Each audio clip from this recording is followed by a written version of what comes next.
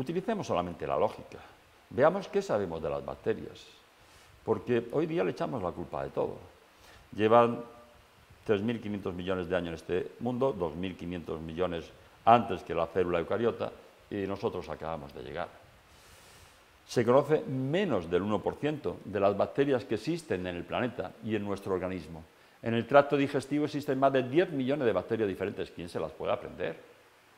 No sé si podemos aprender 50, 20, 30, pero a partir de ahí es imposible. Ahora veremos cuál ha sido la solución. Existe 1 millón de bacterias en cada mililitro de agua, 40 a 100 millones en cada centímetro cúbico de tierra. Su biomasa es superior a la masa vegetal de todo el planeta. Pesan más las bacterias que hay en el planeta que todos los árboles, plantaciones, cultivos juntos.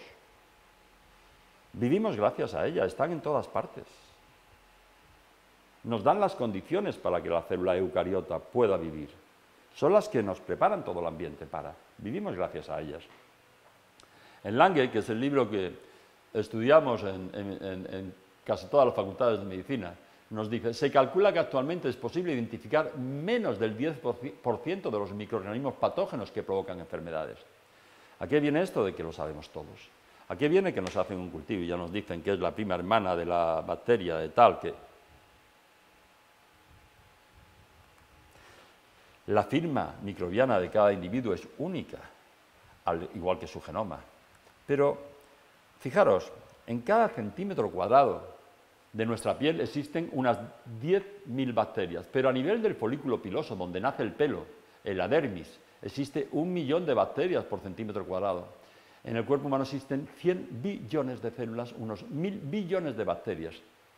Es decir, estamos compuestos por 100 billones de células más o menos, pero hay 10 bacterias por cada célula nuestra que funcionan de forma simbiótica con nosotros, que vivimos gracias a ellas, que producen más de genes que nos hacen falta para más de 20.000 reacciones biológicas en el cuerpo. Y esto es algo que me ha dado mucho que pensar. 2 cepas bacterianas se consideran que pertenecen a la misma especie cuando su ADN total se asemeja en un porcentaje mayor del 70%.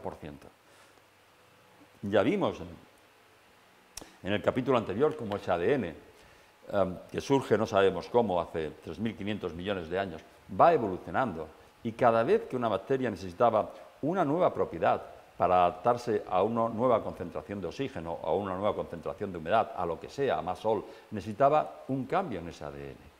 Y así poco a poco se van diferenciando las diferentes especies. Nosotros, pues gracias al ADN, sabemos que venimos por estas cuantas monas que sobrevivieron a la última glaciación allí en el Valle del Rift, en el sudeste africano. Y nosotros tenemos cerca del 99% de nuestros genes parecidos al del ratón o al del simio. Y ya comentábamos que probablemente todos los mamíferos están hechos por la misma batería de 30.000 genes. Decir que pertenecen a la misma familia cuando el 70% de su ADN es similar, eso no es decir nada. Eso quiere decir que estamos metiendo en el mismo saco a un montón de parientes que no tienen nada que ver unos de otros. Eso es como decir que todos los chinos son así, todos los negros son así o todos los pelirrojas eran de esta forma. No, hombre, no. En todas partes hay buenos, malos, regulares, y altos, bajos, ya lo veremos. Pero pensar que para que 2 bacterias sean 2 Escherichia coli, 2 Clostridium tetanius, 2 pseudomonas, lo único que se les pide es que el 70% de su genoma, de su ADN, sea similar al de la otra bacteria, quiere decir que todavía estamos a un nivel impresionantemente lejos de entender nada de lo que ocurre en este tema de la vida bacteriana. Se calcula que existen de 5 a 25 virus por cada bacteria. Y esto es también muy importante. Los científicos estiman que existen, solo los mamíferos, deben de existir unos 320.000 virus. Según la OMS, ya veremos que tampoco es correcto, pero según la OMS, dicen que conocemos unos 3.000 virus. La mayoría, la inmensa mayoría de ellos, ya lo analizaremos, no bien estudiados. Entonces, cuando identifican una proteína de la cápside del virus o una característica de la cápside del virus, ellos como saben que es de estos 3.000 que dicen que conocen, aunque sea ligeramente, o de los 320.000 que quedan por conocerse y que no se sabe nada de ellos.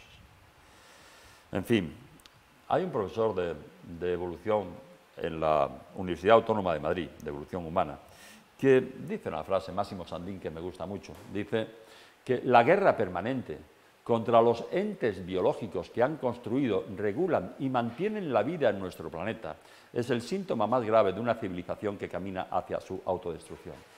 Y es cierto, es cierto. Veamos un poquito por qué. ¿Cuál es la idea de Béchamp y cuál es la idea de Pasteur? Pasteur nos decía, la teoría de los genomes de Pasteur nos decía, los microorganismos son los agentes causantes primarios de la enfermedad. Y son unos bichitos muy pequeñitos y al que le toque le ha tocado, nada más. Después nos decía que, por lo tanto, la enfermedad puede afectar a cualquiera, al que le toque le ha tocado.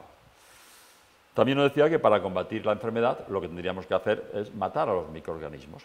Claro, esta idea era muy interesante porque si había miles de microorganismos tendríamos que desarrollar miles de fármacos, miles de medicamentos para atacar a cada uno de estos microorganismos. Eso era muy rentable. La idea de la teoría celular de Béchamp, el polimorfismo, nos venía a decir que la condición del organismo anfitrión es el agente primario. Lo más importante es la salud del paciente. Es ese experimento de Deepak Chopra en que pone este rinovirus en 100 pacientes, pero solamente 12 lo cogen y 88 no. Es la condición del paciente la que nos va a determinar si enferma o no enferma, es lógico. La enfermedad se construye a partir de condiciones no saludables dentro de la célula. Cuando la célula se acidifica y tiene alteraciones en su funcionamiento es cuando vienen otros microbios diferentes a ocupar ese hábitat también diferente. Y por último, dice que para prevenir la enfermedad debemos crear salud, es decir, durante 2200 años después de Hipócrates, todos los médicos se preocupaban de recuperar esa homeostasis interna, este equilibrio interno del cuerpo, de crear salud y de poner a la persona más fuerte, y él solo